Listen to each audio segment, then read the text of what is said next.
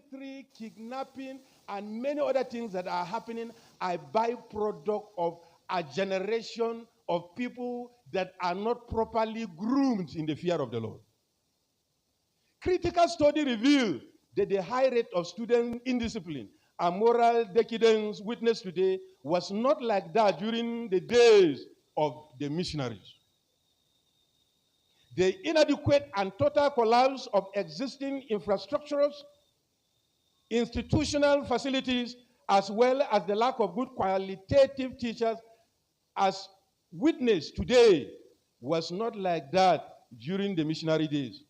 Factors attributed to this menace included the collapse of family values, societal values, and failures of various agents of socialization. Waɗannan ababai da sun samu tabarbarewa a makarantunmu sun zama dalilin da yau society namu ya lalace. Yaya kanana sun shiga shaye-shaye, yaya kanana sun shiga batanci, wadda yau we are even scared of whomever is close by domin tarbiyya ya sami tabarbarewa. No wonder when the early missionaries came with the gospel, education was one of the major tools they used in the transformation of the society of their time. The SIA missionaries established educational centers aimed at achieving mass literacy so that locals could read the Bible and other relevant literatures so as to cultivate social upliftment that could counter cultural practices tied to traditional beliefs that are anti-societal development in nature.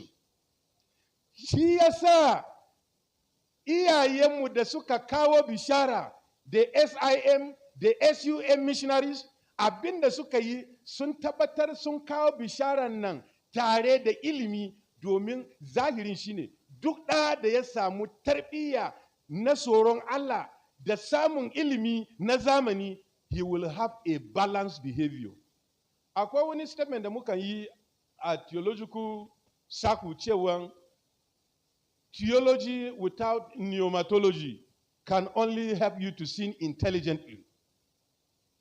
Applying it in this context, then say, ilimi da babu tsoron Allah can only help you to become a serious problem to the society. Yawanci sun je sun samu ilimin duniya amma ba tsoron Allah ba. So karshe sun zama mahaukata, and I pray that that will not be the result of our children in Jesus' name. So those educational centers established by missionaries, we are beyond mere academics. They instill values like integrity, justice, and empathy that are essential for strong and unified society. Makarantun na makarantu ne da an koya wa yaya darasi na tsoron Allah, an koya masu ilimi na zamani, an koya masu ban girma. In kaga yaro yana tafiya ya ga babba da shi, zai say, "Good morning, sir." Tarbiyya ladabi in ya ga babba na da kaya, maza zai karba kayan. Amma muna da wani ugly society yau da kaga yaro ma ba zai gaisuwa ba. Wani ranar na wucewa sai ga wasu yara suna wucewa. Sai na ga ba su gaishe ni ba. Sai na ce, "Good morning, children." Sai su ce, "Good morning, sir." Na tambaye su, "Do you greet your parents before you leave home today?" Sai sun siya suna kallo na. Kun ganni dattijo ba ku iya gaishe ni ba. Za su iya zama yayan kirki?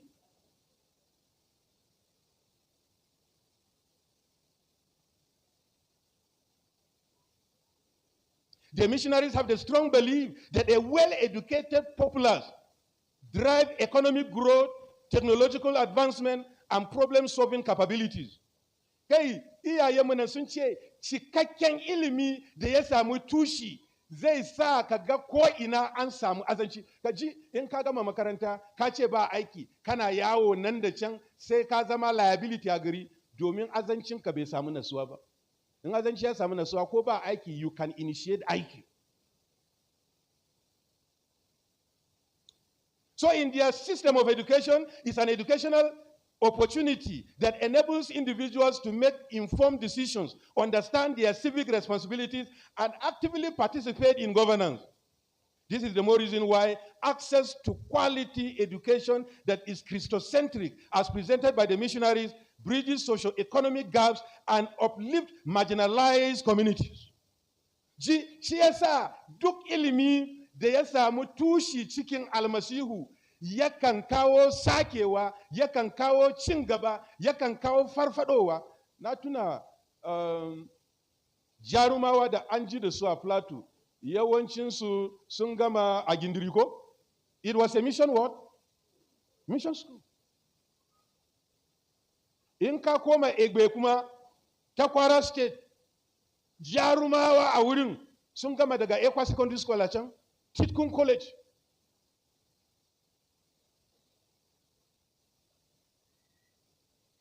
And so muna bukatar mu dawo da azancinmu.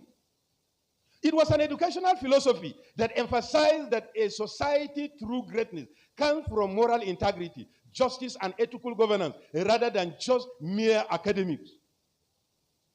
Ilimi ne da ya nuna cewa ainihin nasara a rayuwa bai dogara ga ilimi na kwakwalwa kaɗai ba, ilimi ce da ya koya maka tsoron Allah, nasuwa, mutunci da rayuwa da jama'a. The curriculum of the mission-based education was built on ethical behavior, civic responsibility, and the rule of law. It emphasized that a population that values truth, fairness, and natural respect naturally build a stronger and more prosperous society. Bari in gaya mana wani abu. In ilimi ya samu tushi da gaske, talauci ma zai gudu. Kuna jina da kyau? Na ce talauci zai mene? Yawancinmu muna kwanciya akan dami, amma talauci ya cinye mu domin ba mu san da za mu nema ba. You need education. You need insight from above. Domin ilimi ya hada da tsoron Allah. In ka samu ilimin ka roki Allah zai baka basira. Unlike the corrupted version of education that gives less attention to sound biblical ethical principles, resulting in widespread unethical behavior, selfishness, and Semitic injustice, tend to erode a nation's social fabric, leading to eternal decay, distrust, and widespread hardship. Hardship da muna fama da shi, duka rashin ilimi ne. Na san damuwa mu kowa na ce gwamnati ba ta yi kaza ba. Ku ji, you can be a government of yourself. Ina tare da na tuna a Makodi inda na yi aikin fasto. Akwai wata mata, ta yi ilimi, zahirin ilimi. Sai ta zo ba ta nemi aiki da gwamnati ba, ta bude makarantanta, na sha baku labarinta. Momivatiya. In ka je Torrington a Makodi za ka ji, one of the best nursery and primary school. Kuma in ka je admission ma ana roko ne. Akwai list na mutane da suna jira domin a dan samu gaba sa yayansu. Kai bari gaya muku a makarantanta, in ta ce school fees za a biya in the first 2 weeks of resumption. Ka yarda 3 weeks yayi kamin ka biya, in ka zo za ta rubuta check ta baka, ka je ka withdraw kudin ka, ɗauka yaronka, take him to school where you will pay at will. And yet iyaye na kokuwa domin a makarantar akwai tsoron Allah. A makarantar akwai duk wani abin da yaro na bukata domin ya fuskanci kalubalai na rayuwa cikin nasara. Ba ta shiga gwamnati ba. Na tuna masu sharanta akwai waɗanda suna karba 80,000 mai shara. Akwai malamai da suna karba over 300,000 a wata in a private school.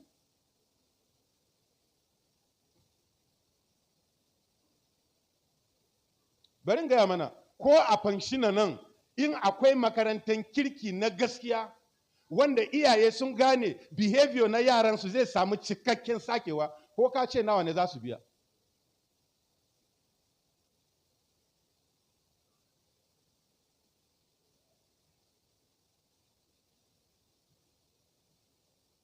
When the Nigerian graduate within an educational setup that gives no attention to morality, and such a person finds himself in governance, you can imagine the level of harm such a person can do to the society.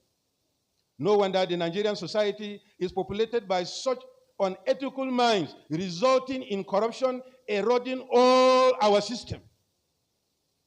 Now, the last point I will consider before we round it up is this. Why the government take over of the schools. The taking over of missionary schools by Nigerian government came into being in 1970 when General Yakubu Gowon was the military head of Nigerian government. Those that led such policy framed that they were doing that to unite the country that was divided by civil war. That's why Kusan tarihi ba. And why I read Hosea is that my people perish for lack of what? Knowledge. Wannan illan ya faru ne lokacin da General Gowon yana mulki.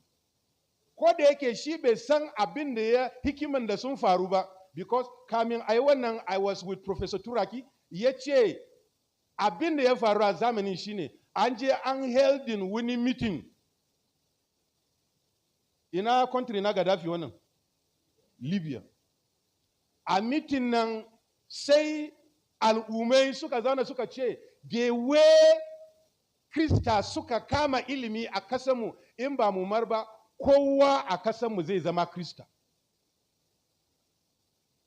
Domin haka dole ne ku da kuke cikin gwamnati tare da Gowon ku yi wani abu. Aka yanke shawara, an zo sai an kawo shawara cewa ya kamata bayan yaki nan domin a haɗa kan Najeriya tare gwamnati ta karɓa makarantun. Domin ya zama da sauki ga ecclesiu, ya zama da sauki ga missionaries, abubuwa su zauna da sauki. Da yake ba a yi addu'a ai nazari ba, people happily welcome the development. So the taking over of missionary schools by the Nigerian government came into being in 1970s. Those that led such policy framed that they were doing that to unify the country that was divided by civil war.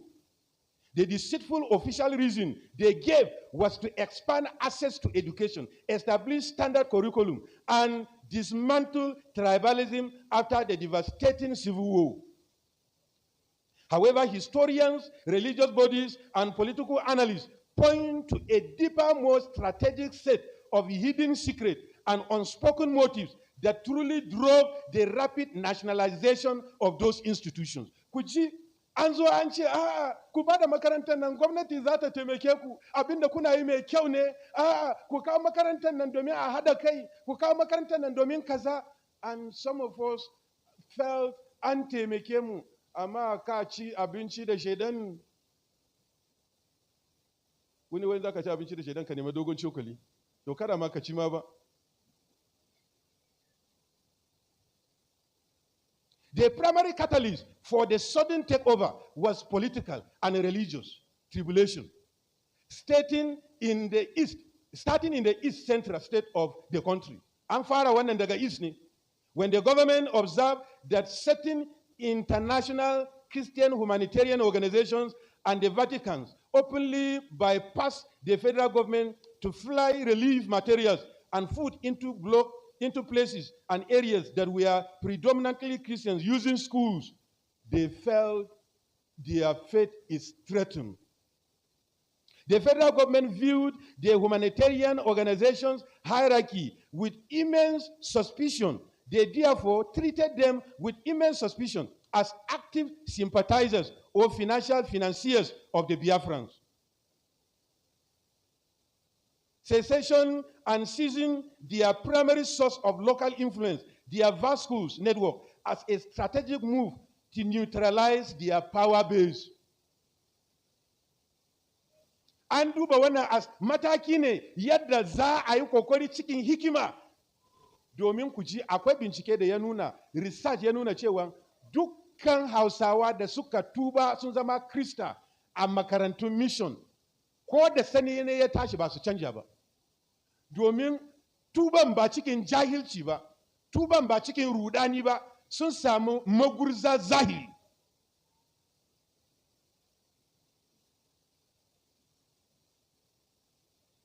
So the Muslim-dominated communities, especially in the north, we are highly resistant to sending their children to those schools for fear of forced conversion to Christianity, which was just an assumption.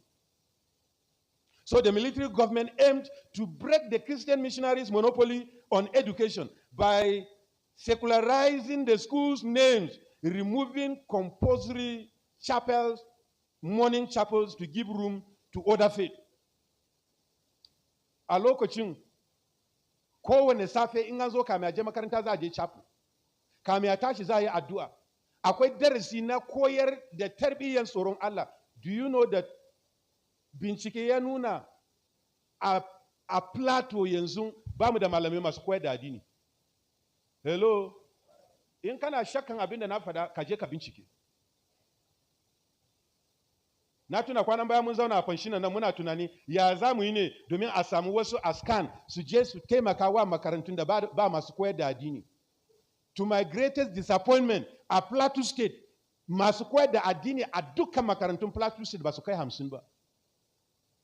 You will be surprised. Za ka ji maganar da na faɗa nan. I am telling you from the right source, ka bincike and confirm this. To idan babu zancen koyar da addini a public schools namu, me mun samu kanmu a ciki? Hello? Ya nuna akwai matsala. Ran da wannan bayani na ji haushi. Na ce a Nasarawa State inda na taso, ana da su sun fi 200 ma, sai a Plateau, a Christian-owned state. Allah ya mana gafara. Ya sa wani lokacin ana maganan addini a more addini a samu matsayin siyasa, sai na ce aikin banza. In ka samu a sunan addini mai kai.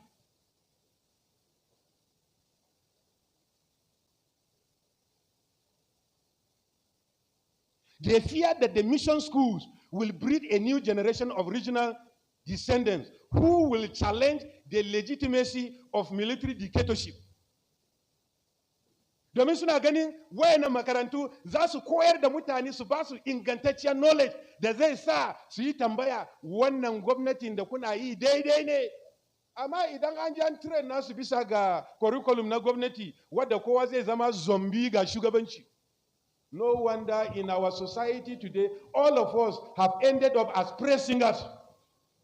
Mugadan siyasa sai kai ne, ko da mugu ne za mu ce kai ne, your excellency. Excellency for what? When he is corrupt. They therefore move school administrators into centralized ministries of education and strip the local communities and board of governors of such schools of their authorities. Yes, sir, I am happy that a Pankshin now muna da community secondary school owned by the world, by the community. And I pray that you will work hard so that the right values that are required are properly promoted in that institution. So as the government effectively turned those school teachers and principals into state employees, the school system became government department, making it much easier to censor thought and control political mobilization. No wonder the Nazonan, one of my serious passions is to have an educational institution that the focus is ideal values.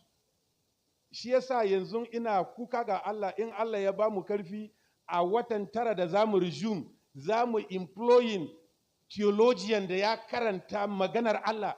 His own effort a makarantar ne shine ya lura da ruhaniyan kananan yaran.